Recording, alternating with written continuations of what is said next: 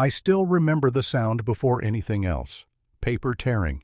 Not the soft kind you hear in an office, but a sharp, deliberate rip, slow enough for the microphones to catch it loud enough to make the room flinch. I was standing under studio lights that felt too hot for my skin, staring at a man in a tailored suit as he smiled for the cameras and tore my award in half like it was a joke everyone was supposed to laugh at.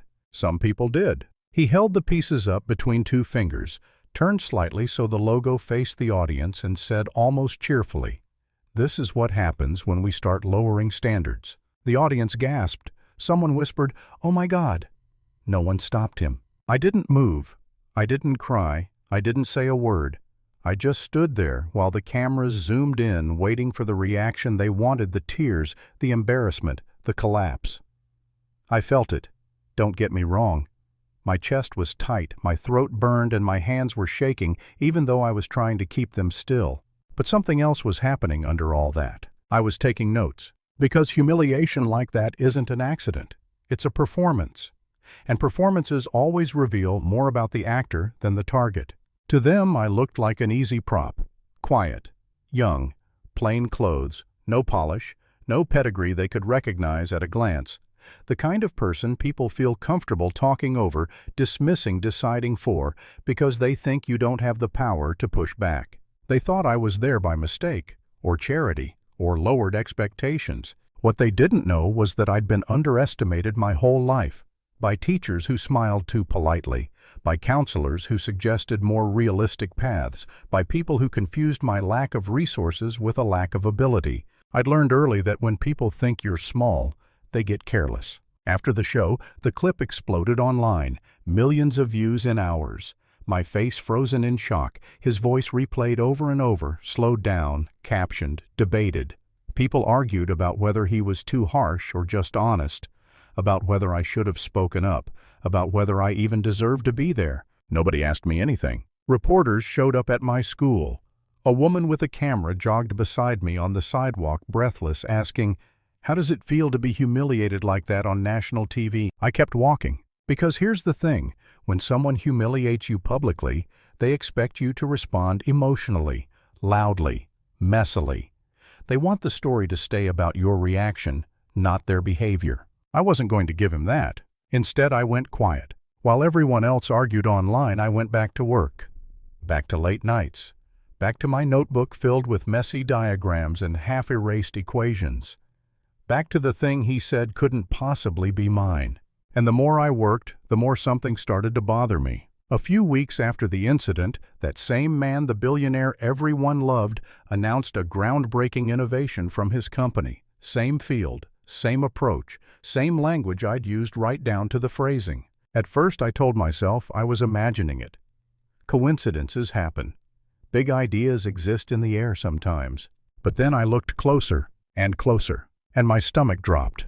Because it wasn't just similar, it was familiar. Too familiar. The structure, the logic. Even a flaw I'd already fixed in my own work showed up in theirs untouched, like someone had copied homework without understanding it. That's when the hurt finally landed.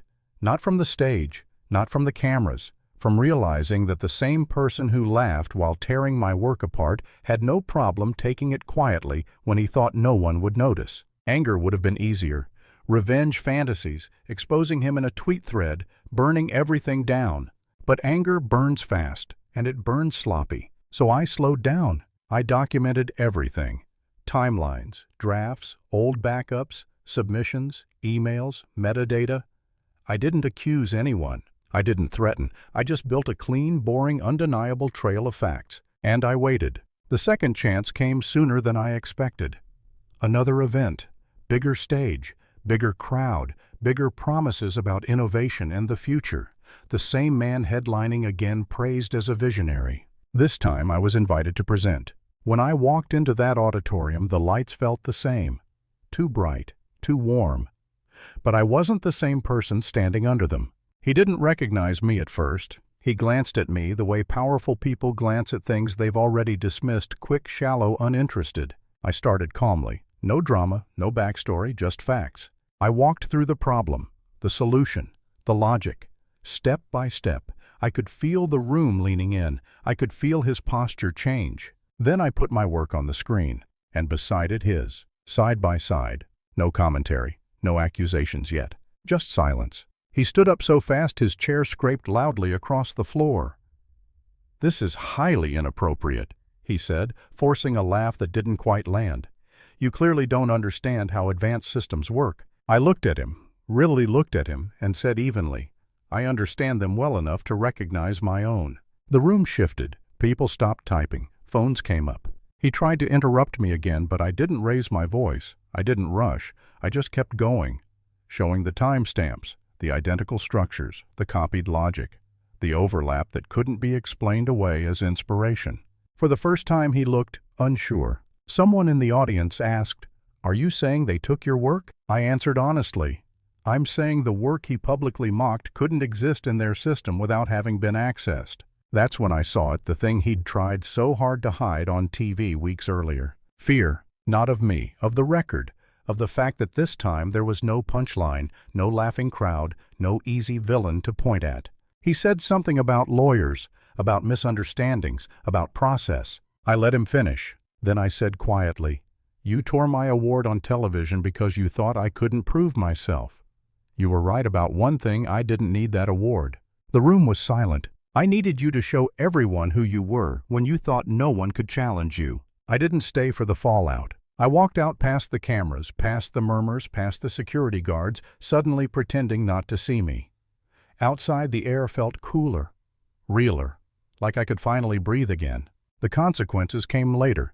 Investigations, headlines, statements carefully crafted by lawyers, apologies that sounded like they'd been negotiated line by line. People kept asking me if it felt good, if it felt like winning. I never know how to answer that, because the truth is, the best part wasn't watching him fall. It was realizing I didn't have to become loud or cruel or powerful to be heard.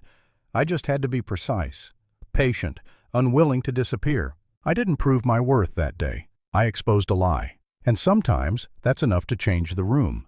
So let me ask you something. When people dismiss others because of how they look, where they come from, or how comfortable they make the powerful feel, do you think they're protecting standards or protecting themselves?